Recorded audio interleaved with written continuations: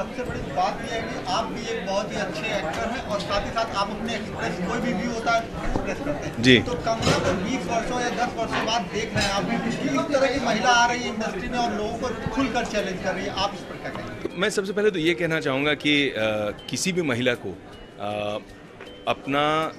अपनी जो बात है सामने रखना या अगर उन्हें किसी चीज़ की अगर कोई चीज़ उन्होंने एक्सपीरियंस किया तो उस एक्सपीरियंस के बारे में एक सीरियसनेस के साथ जब बात करती हैं तो it takes a lot of courage, मुझे ऐसा लगता है।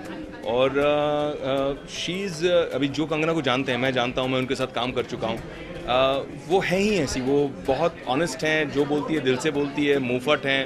एंड मुझे लगता है कि एक ट्रेंड, क्योंकि मैं जो समाज सेवा का काम करता हूँ उसमें बहुत सारे ऐसे बच्चियाँ होती हैं छोटी छोटी जिनके साथ गलत काम होता है और हम उन्हें रेस्क्यू करते हैं। तो शुरू में वो बताना उनको मुश्किल पड़ता है, चाहे वो कोई घर का ही हो, चाहे कोई पहचान का हो। और मोस्ट ऑफ द टाइम्स वो ऐसा ही होता है, कोई पहचान का ही आदमी होता है जो उन्हें अटैक करे। तो मैं चाह रहा हूँ कि ऐसे एक ट्रेंड बने कि लड़कियाँ जो हैं वो अपनी आवाज़ उठाएँ और उनके साथ जब गलत हो तो उनको ये ना लगे कि वो विक्टिम होने के बावजूद कहीं ना कहीं उन्हें शर्मिंदा होना चाहिए।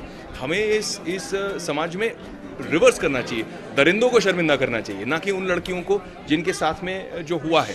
तो आई थिंक जब एक स्टार किसी भी विषय पे वो गलत हो सही हो, उस पर अनेक विचारधाराएं हो, अनेक पक्ष हों, लेकिन जब एक स्टार एक इशू को